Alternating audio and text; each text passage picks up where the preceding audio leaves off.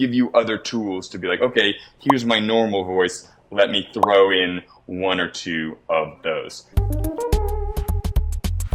All of your jokes are like in the same general pool of like brothers and sisters to each other, and you're like, that's my brand. And if you can throw a little personality into it, it'll help coming with the jokes. Like possessed by the god of the object, and it goes to I am, and this is like really I am seat. I am comfort. I am. Hey everyone, I'm William Keene. I'm a stand-up teacher. I do comedy at all sorts of places. Just try to rep with this. I need branded pants and branded socks, and then I will be good. So what are we doing today? What are we doing today? When I was working a lot with comics, just all over the place, it seems like comics, for the most part, on average, when they write material, they sit down and they're like, let me think about jokes. And they sort of like, everyone has their own crutch, everyone has their own habit of how they write jokes. And at some point, all of your jokes are like in the same general pool of like brothers and sisters to each other. And you're like, that's my brand. But it's not really that person's brand. That's their crutch, because they haven't explored avenues outside of that sort of comforting circle of where their jokes lie. And then I would be, in the same time I was helping these comics, I'd be performing and watching long-form stand-up. And long-form as an art form, it basically really grew. It exploded in like the 70s as a way for TV and film writers to come up with different ways to have ideas for scripts, for entities. And I was like, oh,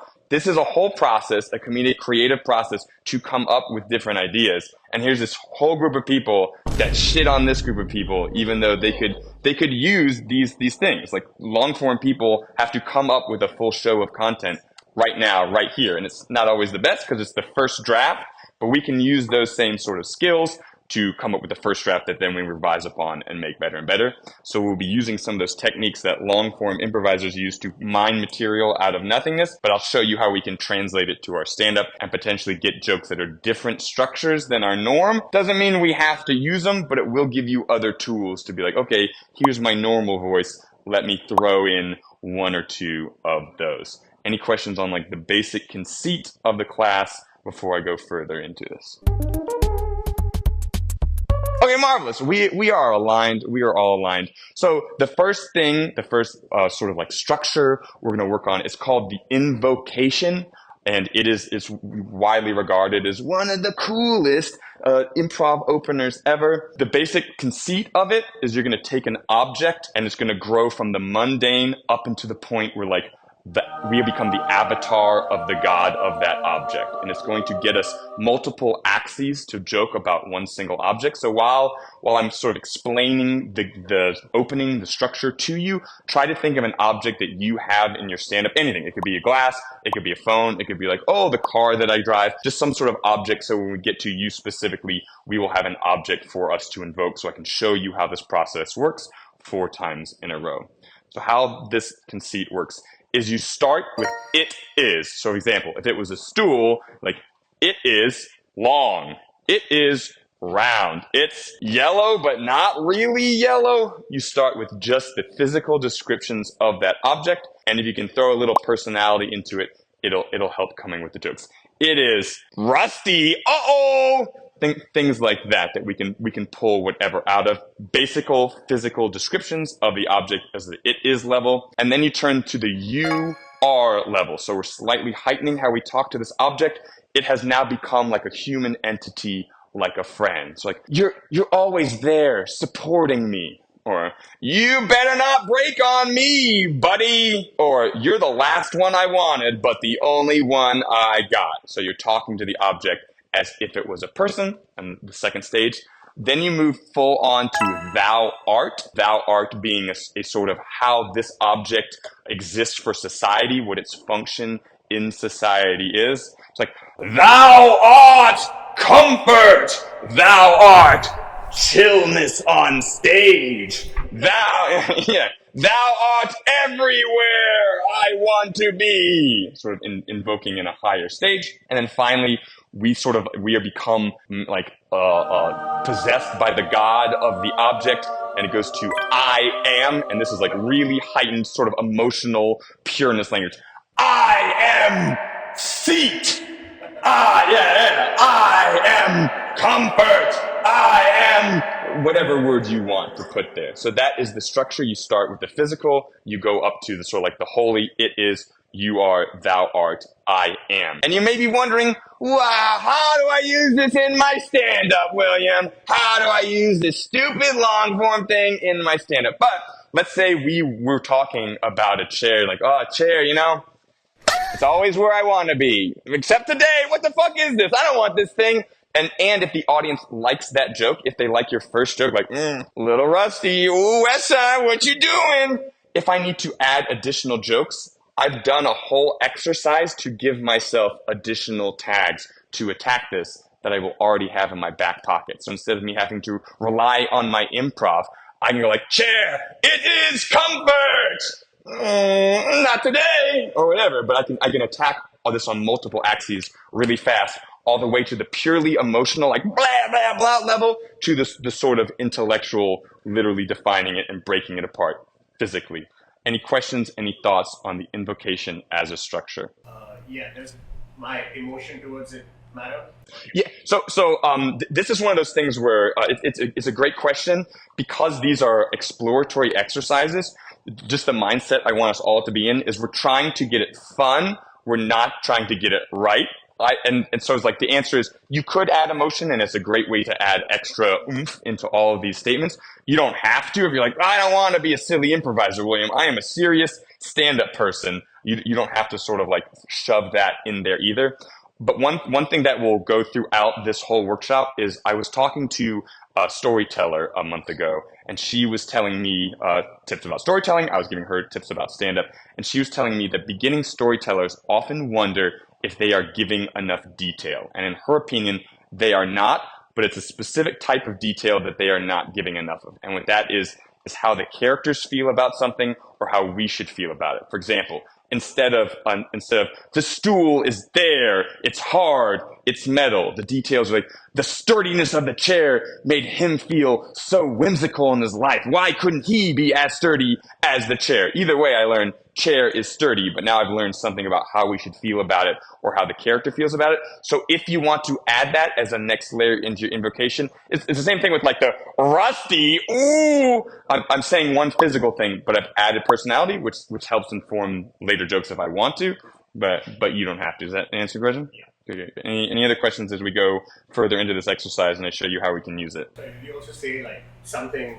You said part of your stand-up, like something on stage, something you can make a joke about? Or? So it's like, it could be, in your stand-up, if you happen to talk about an object, if you talk about my car that I'm gonna drive later, or if you talk about like, oh, I always have my phone on me. If it's something that's already in one of your stand-up sets, then we can invoke it in this workshop, and then hopefully you will already have a place to put these jokes. Doesn't have to be, it could be literally any object in the entire universe. I'm just trying to make it something more useful, if that makes sense. Do we have victims or volunteers? Victims, volunteers. One to go. Do we have an object? My bed. Your bed. Okay, marvelous. It is 6. I don't know what it is. It is too big for me.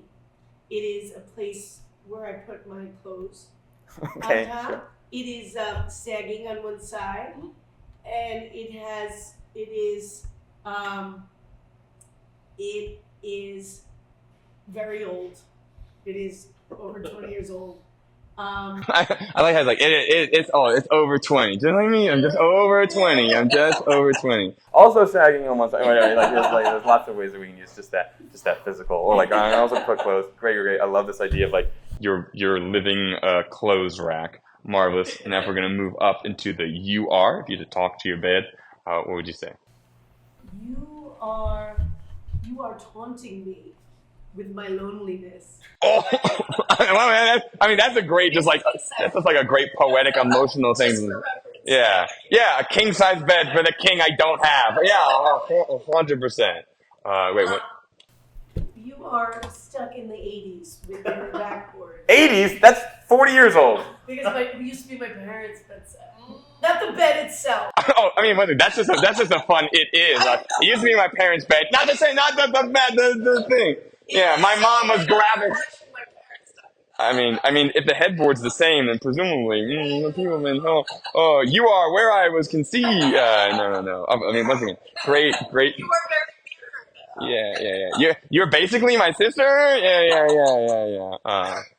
Okay, so if you can say one more thing about like the you are talking to your bed. You are, you are, you are. I'm just being your bed, so you can like you can talk to me. Oh, overall the clothes. Yeah. No. This is you on your bed. No. Yeah. But once again, all these jokes are in play. All these things that I'm doing, you're like let me talk about my bed. By the way, this is me on my bed. You could 100% see like, oh, actually, whatever. All these things. Once again, we're trying to have fun. We're not trying to be too locked into sticking. It's an exploratory exercise. Great. You are out of style for my current life. Great. Okay, now we're going to move up into the thou art. So Yeah, what's the difference between thou art and you are? yeah, so you are supposed to be us talking to the entity as if it is another human, of like an individual friend we're having an interpersonal exchange with. So if it was a scene, it'd be like, this is okay. Thou art is supposed to be that object's function in society. So it's a little more heightened. So it's like a bit like thou art the place we relax. So you could just say like, you are where I relax. That the wording could be very similar, but the thou art is supposed to be a little bit more heightened in language, and it's supposed to be saying the general object's function as a role in society, more so than one individual that I'm personally interacting to, if that makes sense. Right. So the function in society could be beds in general. It could be older beds, like thou art signs of my laziness or whatever. Like we go either way with it. But that is the difference between the you are and the thou. Okay. Like thou art stuck between comfort and practicality. Oh, great. Yeah. 100%. Yeah. I have to say it, Shakespeare. Yeah. I would be. Yeah. Thou art one who taunts a single woman. Thou art the place where all my belongings shed their former skin. Oh, yeah. 100%. Thou art the place. My bed's the place where everything just sheds its skin. My clothes, my this, but not me, because I'm not getting action. Yeah, you could easily turn that into a joke, 100%. And then finally, we're going to heighten one more phase to the I am. If you were a bed, like what like noise would your bed make? What sort of like physical gesture might your bed make? Or what is like the shortest summation of what your bed represents? I am tented on one side. I am heavy from your body. Okay. Yeah, great. I love it. I am angry and lopsided. Oh, I am. Yeah. I am sick of carrying all your clothes. Okay. I am very full of cobwebs underneath. Great. Cool. So, is everyone starting to get an idea of the invocation and how it works? Any questions on the invocation or how we might take these jokes and shove them back into a more realer stand-up set versus improv before we move on to the next sort of thing that we're going to be talking about? Okay, great.